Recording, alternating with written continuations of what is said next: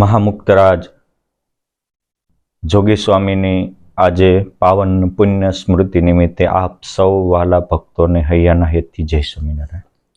વાલા ભક્તો, જોગી સ્વામી એટલે રડતા રડતા આવેલા આત્માને પળમાં હસતો કરી મૂકે એવા સંત. જોગી સ્વામી એટલે કાળા ઉનાળામાં વરસાદ વરસાવે એવા સંત. જોગી સ્વામી એટલે રળતો રજળતો આત્મા સંત ચરણમાં જાય, એ જ્ઞાન લહેરી સાંભળી તરત ટાઢું થાય. પદ રજસે પાવન કરે સંત બડો પ્રતાપ, યદ પાદ રજસા પુનાતિ ભુવનત્રયમ. જેના પાદ રસથી ત્રણેય ભુવન પાવન થાય એવા મહાસંત. મુક્તાનંદ સ્વામી કહે, ऐसे मेरो जन एकांतिक तेहि सम और न कोई. मुक्तानंद कहत यो मोहन मेरो सर्वस्व सोय. આવા જોગી સ્વામી જેવા સંત એટલે પુરુષોત્તમ નારાયણનું પ્રતિનિધિત્વ કરતા સંત. આજે ઘણાને નંદ સંત થવાનો દોડ અને કોડ હોય છે, પરંતુ એમાં નંદ સંત જેવું રાગ દ્વેષથી પરપણું, ભજનપણું, નિરાળું વ્યક્તિત્વ જોવું દુર્લભ છે. ત્યારે જોગી સ્વામીમાં નંદ સંતના સાક્ષાત્કાર દર્શન થાય. જોગી સ્વામી બોલે ને બ્રહ્માંડ ડોલે. એના અમે કેટલાક પ્રસંગોના સાક્ષી છીએ. ખાલી 2 કે 3 પ્રસંગો આપની જાણ માટે આજે સ્વામીની પાવન સ્મૃતિમાં એવા આપણામાં સદગુણો આવે, એવી દિવ્ય ચેતનાઓ જાગે અને આપણે પણ એ માર્ગે આગળ વધી શકીએ. એટલા માટે કેવું એ પુરુષોત્તમ નારાયણનું પ્રતિનિધિત્વ કરતા હતા. એકવાર રાજકોટ ગુરુકુળમાં બેઠા બેઠા વિહારી સ્વામીને કહે છે કે તું જલ્દી ધીરુભાઈ બાબરિયાને ફોન કર. શું કામ?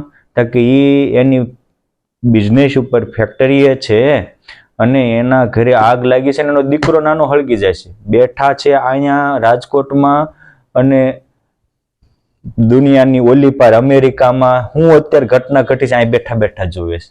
આ હતું એને પુરુષોત્તમ નારાયણ એકત્વનો પ્રભાવ. અનેક વાર એ પુરુષોત્તમ નારાયણ સાથે વાતો કરતા હતા. એકવાર જોગી સ્વામી બીમાર હતા, અમદાવાદ હોસ્પિટલમાં એડમિટ હતા અને અમે ખબર કાઢવા ગયેલા. પરમ પૂજ્ય સદગુરુ શ્રી માધવપ્રિયદાસજી સ્વામી પણ તે દિવસે હતા અને સહજ સ્વામીએ વાત કરી કે સ્વામી આમ સ્વામીને પથરીની પીડા હતી, એને કારણે હતા તો રાત દિવસ જોયા જ કરે. પછી ત્રીજે દિવસે અચાનક બાળક રડે એમ રડી પડ્યા. ત્યારે સ્વામી પૂજ્ય માધવપ્રિય સ્વામી કહે છે કે સ્વામી ચિંતા કરો માં, આ તો રોગ મટી જશે. ત્યારે કે માધવ, હું મારા દુઃખને રડતો નથી. તમે જે દિવસના અહીંયા મને હોસ્પિટલમાં એડમિટ કર્યો તે દિવસના આ પલંગ પાસે રાત દિવસ 24 કલાક મહારાજ ઊભા મારી સામું જોઈને ઊભા રહેશે.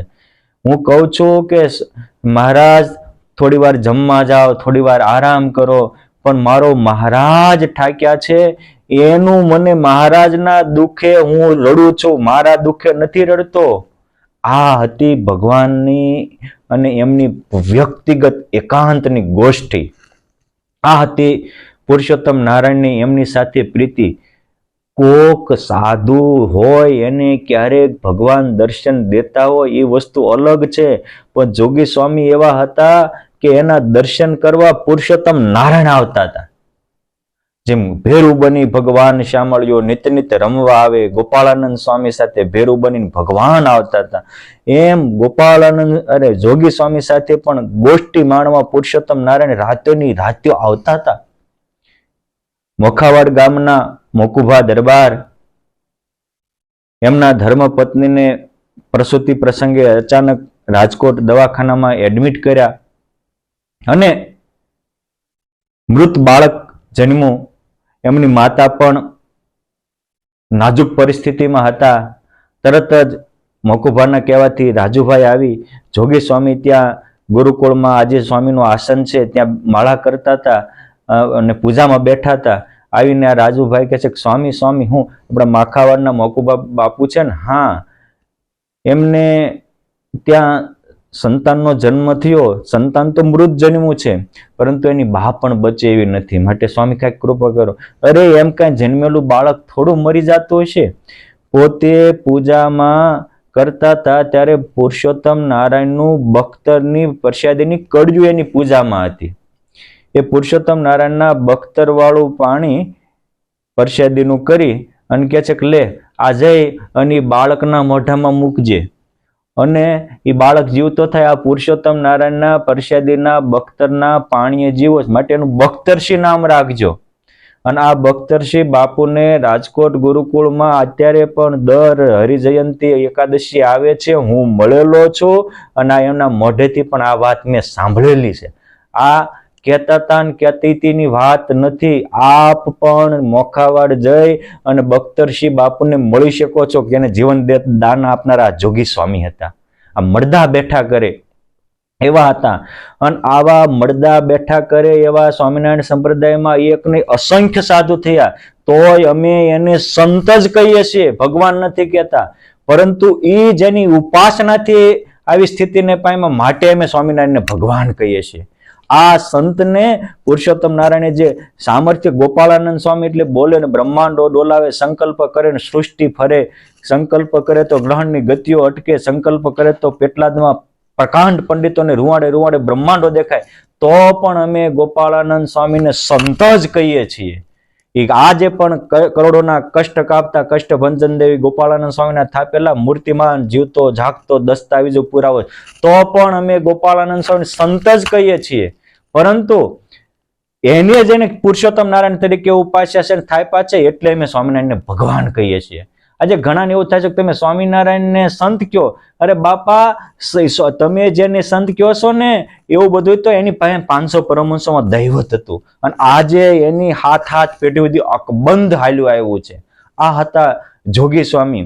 એ સુલતાનપુર દિરડી ના દોંગા પરિવાર, મધુભાઈ દોંગા, જે જુનાગઢ મંદિરના 2 ટર્મ સુધી ટ્રસ્ટી પદે રહી ચૂકેલા. આ મધુભાઈ રાજકોટ ગુરુકુળના વિદ્યાર્થી થયા અને ભણવા આવ્યા અને સત્સંગના રંગે રંગાયા. પરંતુ એ દોંગા પરિવારમાં કોઈને સત્સંગ નહીં, અને સત્સંગ વિના સમજણ ન હોય. નાની નાની બાબતોમાં મહારાજ પોતાનું અહમને મમત્વ મૂકતા હોતા નથી. ઘણી વાર હું કહું છું કે આગ્રહ એટલું દુઃખ ને નિરાગ્રહ એટલું સુખ. નાની નાની બાબતોમાં મૂકી દો એટલી મજા, પકડી રાખો એટલી સજા. આ લોકોને અંદરોઅંદર ઘર્ષણ થયું. એમાં એમના ભાઈના એક ધર્મપત્ની આત્મહત્યા કરી ગયા, મરીને ભૂત યોનિને પામેલા. વળી એક ભાઈ, બીજા ભાઈ હતા, એનો પરિવારજનો આવતા હતા નકશાતમાં મૃત્યુ પામ્યા, એટલે એ પણ મરીને અવગતિએ પામેલા. અને આ બહુ પીડા પામતા. એટલું ને એ પરિવારને પણ પરેશાન કરતા હતા. પછી એકવાર એ મધુભાઈ દોંગાના મોટા ભાઈ, જે એમના ભાભી હતા, મોટા ભાઈના પત્ની, એને એમના પરિવારના નાના ભાઈના દીકરામાં આવીને કહ્યું કે જો તમે મારું માનતા હો, તમે રાજકોટ ગુરુકુળમાં જોગી સ્વામી પાસે જાઓ અને એનું પ્રસાદીનું પાણી તને પાય તો અમારો અને આ બીજા 2 ભારે અવગતિએ ગયા છે એનો પણ ઉદ્ધાર થાય. કે તમે એ છો એની ખાતરી હું? કે તમે વાડીમાં પાણી લાવવા માટે 5 બોર નાખ્યા, એ નિષ્ફળ ગયા છે. હું કહું છું કે તમે જે હમણાં છેલ્લો બોર નાખ્યો એની બાજુમાં 10 જ ફૂટ સેટાઈ નાખજો, અને બોર નાખો અને 70 ફૂટે પાણીનો ધોધ વહે તો કહેજો હું સાચું વ્યક્તિ બોલું છું. આ લોકોને તો પાણીની જરૂર હતી અને બીજે દિવસે મોટર ચાલુ કરી. આ મધુભાઈ દોંગાએ પણ કીધેલો અને પૂજ્યપાદ જોગી સ્વામીની સેવામાં રહેલા વિહારી સ્વામીએ પણ આ પ્રસંગ જે દિવસે ઘટના ઘટી ત્યારે એને બધો આ મને હગા કાને કીધેલો. કોઈ કહેતો તો કહેતી વાત નથી, 2 પાસેથી ચેક કરેલી આ વાત છે. આ પાણી નીકળ્યું એટલે એને થયું જોગી સ્વામી કોણ છે. પછી એમને, મધુભાઈ તો જુનાગઢ રહેતા હતા, મધુભાઈને ફોન કર્યો કે સ્વામિનારાયણ સંપ્રદાયમાં જોગી સ્વામી નામના કોણ સંત છે? કે બહુ મહાન સંત છે, રાજકોટ ગુરુકુળમાં રહે છે. પછી આખી એને વાત કરી. પછી એ લોકો 2 બસ અને 2 નાના વાહન એમ લઈને 125 વ્યક્તિઓ રાજકોટ ગુરુકુળમાં આવ્યા. તે દિવસે રસોઈ આપી. આજથી સ્વામી અક્ષરવાસી થયા એ 2011 થયા ની સાલ. એ પહેલા આ 5 વર્ષનો પ્રસંગ છે, 2006 ની સાલનો પ્રસંગ. સ્વામી એ વખતે ઉપશમ સ્થિતિમાં જ હતા, પરંતુ એને રસોઈ આપી અને પછી સ્વામીનું પ્રસાદીનું પાણી, સ્વામીએ મહારાજનું પ્રસાદીનું પોતાને હાથ ડાલેલું પાણી જેવું આવ્યું અને એ જે એમના ભાઈના દીકરાને પાયું, એ જ વખતે હવના જોતા ઓલા જે એમના પરિવારના 3-4 સદસ્યો અસદગતિને પામ્યા, તેનો ઉદ્ધાર થયો અને એ બધાએ હવા લોકોએ કંઠી બાંધી સત્સંગી થયા. આજે આખો પરિવાર લીલા લહેર કરે છે અને એ સુલતાનપુરામાં પણ અપાર સત્સંગ છે. આ એક પ્રસંગ નહીં, આવા જોગી સ્વામીના પ્રસંગની આખી પરમ પૂજ્ય સદગુરુ શ્રી માધવપ્રિયદાસજી સ્વામીએ તો આ જોગી સ્વામીની જીવનગાથા નામનું આખું પુસ્તક લખ્યું છે. આમાં ઘણા પ્રસંગો છે, પરંતુ હું જે કહી રહ્યો છું એ આના પ્રસંગો આનાથી અમુક બારા છે અને આપણા માટે સમજવા જેવા સૌથી ન્યારા છે. એ ફાટસરના લાલજીભાઈ બોદર અચાનક બીમાર થયા, દીકરાના ઘરે દીકરાના લગ્નનો પ્રસંગ હતો, અમદાવાદ એડમિટ કર્યા, બંને કિડની ફેલ, ડોક્ટરોએ હાથ જોડી દીધા, કીધું કે હવે થોડા દિવસના મહેમાન છે એને ઘરે લઈ જાઓ. એક બાજુ હોસ્પિટલમાંથી લાલજીભાઈ બોદરની ગાડી નીકળી અને આ બાજુ એ કાણક નેશના કાળા ભગતને લાલજીભાઈ બોદરની માતાએ કીધું તું જોગી સ્વામી પાસે જા. અને કાળાભાઈ મળેલો શું આજે પણ છે, સાક્ષાત્કારી આ ભક્તરાજ છે કાળાભાઈ કાણક નેશના, જોગી સ્વામીના કૃપાપાત્ર અને ભગવાન સાથે વાતું કરે એવા ભક્તરાજ છે. એ જોગી સ્વામીને આવીને વાત કરી કે લાલજીભાઈ બોદરને ત્યાં દીકરાના ઘરે દીકરાના લગ્ન છે, ડોક્ટરે ના પાડી દીધી, 2 કિડની ફેલ થઈ. અરે કે આલ્યા પ્રસાદીનું પાણી પાજે, હાકર લઈ જા. અન એ આવ્યા, ઓલપા ગાડી ઘરે આવી, આ બાજુથી કાળુભાઈ જોગી સ્વામીના આશીર્વાદ ને પ્રસાદીનું પાણી લઈને ગયા અને જેવા એ લાલજીભાઈ બોદરને પાણી પાયું, એ તો હજી સુસુપ્તિ અવસ્થામાં હતા, કારણ કે ભાન નહોતું અને લાંબી મુસાફરી હતી. જેમ ઉનાળાનો તાપને કારણે કરમાયેલો માહોલ, વરસાદ આવે કે પાણી આવે કોળાય, એમ જે પાણીના 2 ટીપા જોગી સ્વામીના પ્રસાદી નાખ્યા ત્યાં પાટ લઈને બેઠા થયા અને પછી 4 વર્ષ સુધી જીવા, આખા રંગે ચંગે પ્રસંગ પગ્યા. આજે પણ એમના તમે આ બધા એના સાક્ષીઓ અત્યારે છે. આ કોઈ કહેતા હતા ને કહેતી હતી વાત નથી. કળયુગમાં પરચા પૂરે પ્રભુજી સ્વામિનારાયણ સત્ય છે, એ 101% સત્ય છે. આ બધા એના જીવતા જાગતા દાખલાઓ છે.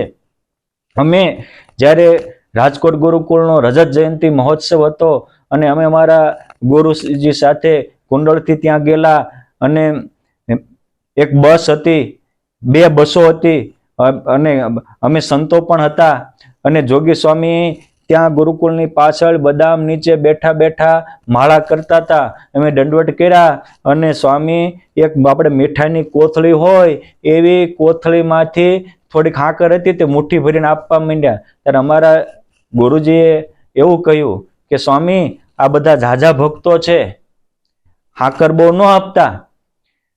એ કે જ્ઞાન સ્વામી જેમ નદીમાં પાણી આવે એમ મારી કોથળીમાં હાકર આવ્યા કરે, ખૂટે જ નહીં. અને એ અમે 100-125 જેટલા ભક્તોએ મુઠ્ઠી લીધી તો એ કોથળીમાં આખું ઠાકર રહી, એનો તો આ આંખો સાક્ષી બનેલી છે, અમે સાથે હતા. આવા અનેક પ્રસંગો આ મહાપુરુષના જીવનમાં શા માટે થતા? એ રિયલ સંત હતા, ઓરિજિનલ પુરુષોત્તમ નારાયણ સાથે એકાકાર બનેલા હતા. જેમ ભગવાન વ્યાસે કીધું કે કનક કાંતા સૂત્રેણ વેષ્ટિતમ સકલમ જગત તાસુ તોસુ વિરક્તોય સદ્વિભુજો પરમેશ્વર. આ આખું વિશ્વ કનક અને કાંતાથી બંધાયેલું છે. જોગી સ્વામી કનક કહેતા ધનથી વિરક્ત હતા, કાંતા કહેતા સ્ત્રીનો કોઈ દી સંકલ્પ નહોતો અને કીર્તિની ભૂખ નહોતી, એટલે મૂર્તિ એના હૈયામાં 24 કલાક રમતી હતી અને એની પાસે આવેલા ના તે હૈયાના હાટડા ખુલી જતા હતા. મારા બાપ માટે આ જોગી સ્વામીની પાવન પુણ્યતિથિ નિમિત્તે આવી ભગવાન સાથે આપણી એકતા થાય અને આપણા અંતરમાં પણ પુરુષોત્તમ નારાયણની મૂર્તિ રમતી થાય. અમે એકવાર રાજુલા તાલુકાના દેતડ પાસેના નિંગાળા ગામમાં ગયેલા. નિંગાળા ગામમાં કાળા પટેલ એની વાત કરેલી કે સ્વામી આ અમારો કૂવો અને આ કૂવામાંથી હું ઉલાળો કાઢીને આવતા ને જોગી સ્વામી આવતા હતા. અરે મને કે કાળા નાવું છે કે સ્વામી હમણે ઉલાળો કાઢી લીધો, પાણી ક્યાંથી હોય કે? અરે હાલ હાલ કે કુવે પાછા ગયા. એક સંતના વચનમાં વિશ્વાસ કેટલું મોટું કામ થાય છે. આ જીવ હાલી મવાલીનો તો 1000 વાર વિશ્વાસ કરે છે. આ શરીર પણ 1 સેકન્ડના 6 ભાગમાં દગો દેનારું છે. એનો દેહનો વિશ્વાસ છે. એટલો મહારાજ કે મોટાનો વિશ્વાસ આવી જાય તો પળમાં બેડો પાર થાય. કાળાભાઈ સંતના વિશ્વાસે પાછા ગયા. સ્વામી કે માર હેન્ડલ માર્યું ને પાણી કૂવાનું ચાલુ થયું. એ કાળાભાઈ કહેતા હતા એ કે સ્વામી એને આ 20 25 વર્ષના વાણાભાઈ હજી કોઈ દી કૂવામાં પાણી નથી ખૂટતું. અને એક વાર તો અમે આવ્યા અને અમારા ઘરે જમવાનું હતું. સ્વામીને કીધું કે સ્વામી નાઈ લો. ના આજ તો મારે કે ભગવાન નવરાવે જ નાવું છે એમ કરીને તાપ તપતો તો વરસાદની બહુ જરૂર હતી. કોઈથી પાણી થતું નતું.